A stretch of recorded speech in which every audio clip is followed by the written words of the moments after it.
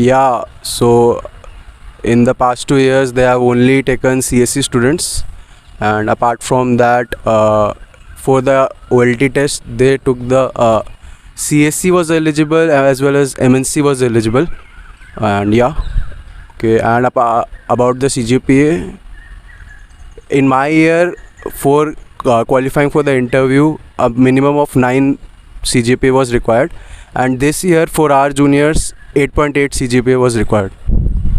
Okay, so I got a Salesforce internship opportunity through the Salesforce Women in Tech program, which was off campus but campus assisted offer. There was no branch criteria as such, but there was a GPA criteria of 7. And as such, it was mandatory or not? Yes, it was mandatory in the initial screening round, but afterwards it did not play any major role.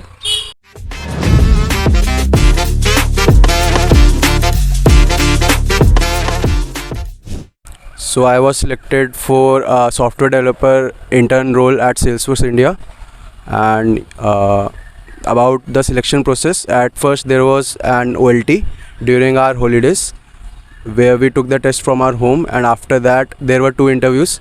First one was a technical interview and the second one was an HR interview. I was selected for the software engineering intern role. At first there was a resume shortlisting round. After that, those who cleared that round, they received an online coding round link. I think it happened on the same day for all the colleges across India. The coding round was around 1.5 hours, which consisted of 3 questions: easy, medium and difficult. Then for those who cleared the coding round, there were 2 interviews. First interview was of technical round, where I was asked about my projects briefly, and then there were 2 DSA questions. The first round lasted for around 50 minutes.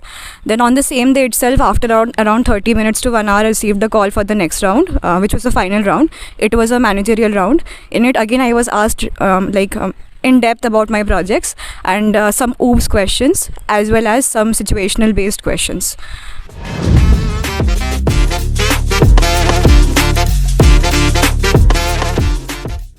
For me, it was mostly an easy one. I had been doing competitive programming for the past year, and what I felt was the most required was one has to do the lead code sheet, striver sheet, the 150 question one, and apart from that, if someone is interested, they can do the 450 as well. They also ask OS and OOPS in the interview, so for that one can follow GFG or the normal CSC stuff that we have. And yeah, for the HR, they just ask common questions. Okay, so let me begin with the projects. According to me, having a minimum of 2 good projects in your resume is necessary, and also you should be thorough with your projects. They may ask you in-depth questions like why you used this function instead of this, and other than this, the most important is obviously your programming skills. I used to give contests in various code platforms like Codeforces, AdCoder and LeetCode. And not only solving questions is necessary, but also giving contests, because it helps you keep track of your time per question. And other than this, the CS fundamentals, OOPS, OS, these things are also necessary, because you may be asked such questions in your managerial round.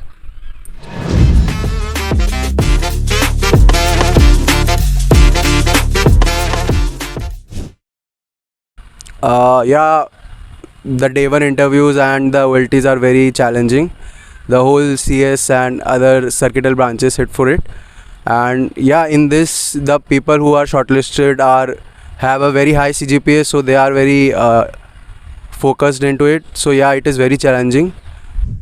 As I said, it was a Women in Tech program where the online coding round was conducted on the same day for all the colleges across India. And of course, they had a certain amount of headcount of the number of students they will select. So I think time played a major factor, like solving the questions in a shorter amount of time would have been better to solve to get the interview call. And also I know some of my friends who solved all the 3 questions, but maybe in a larger duration, so they did not get the interview call in the first priority list.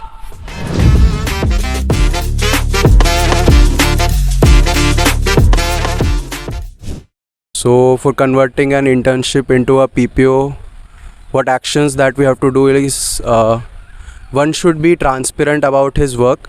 Like, I should let my mentor and manager know what I am doing. So for the mentor, we should have daily conversations with them.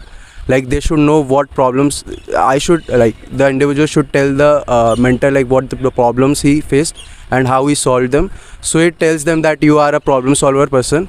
And apart from that, you should also track your development and what all you have done over the past 2 months. So it would help you in the later half, where you will be telling other people about your work and how you have created an impact.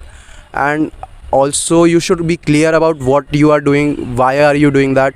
And so also have good talks with other team members, because you are not just joining the mentor and manager, you are joining the whole team. So they should all be comfortable with you. And Okay, the factors that I was judged on as let down by my managers were basically, first was my end product, whether I was able to deliver what was mentioned in the problem statement at the beginning of the internship. Secondly, it was my ownership skills, whether I was owning up to the problems, whether I was solving the errors that raised up, and eagerly like asking my mentors to solve my doubts. And the third is your soft skills, how you are interacting with your co-interns and as well as the other members in your team.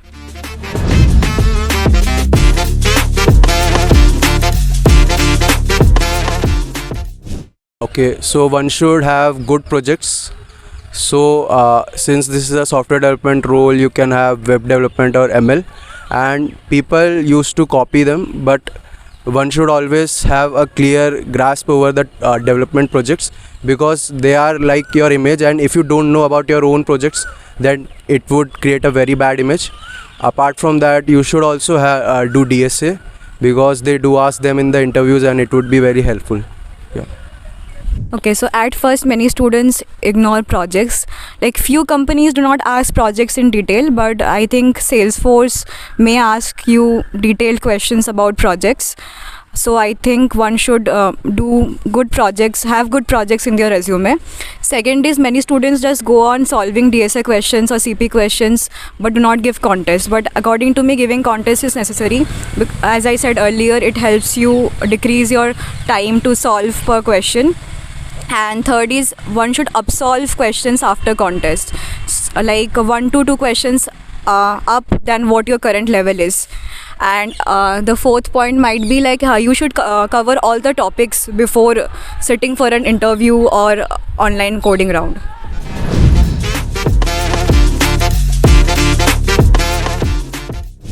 So I worked on data engineering in my internship, and it was a very great experience. Got to technical wise, I got to learn a lot more skills and experience the industry.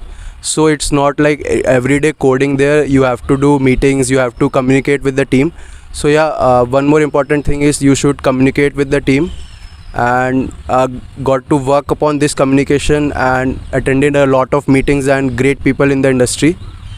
And apart from that, had fun in Hyderabad.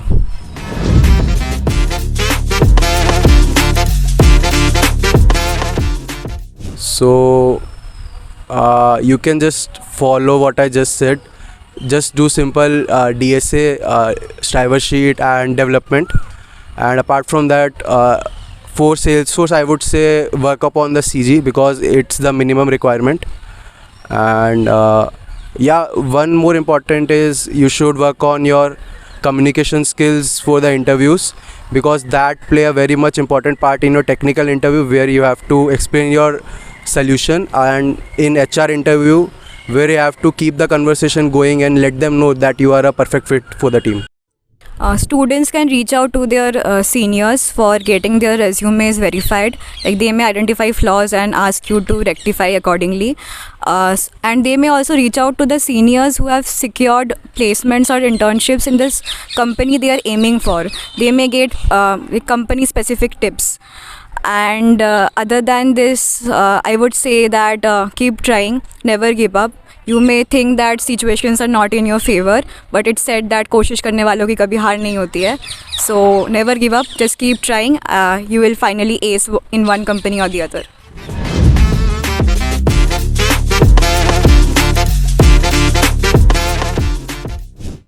Okay, so one of the challenges that I faced was my mentor was not very communicative with me.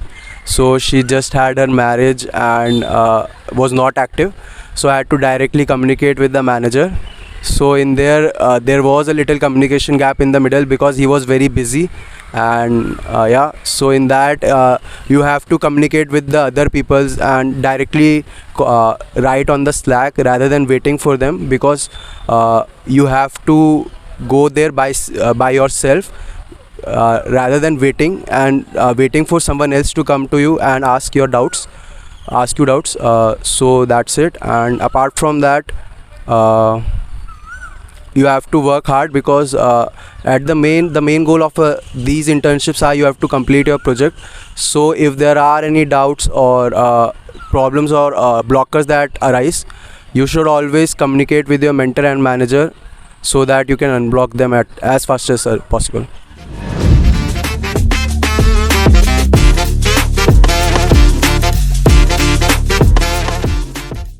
In our first or second year, the Code ISM classes were held online, so you may find the recorded videos in Chirag Jain sir's channel.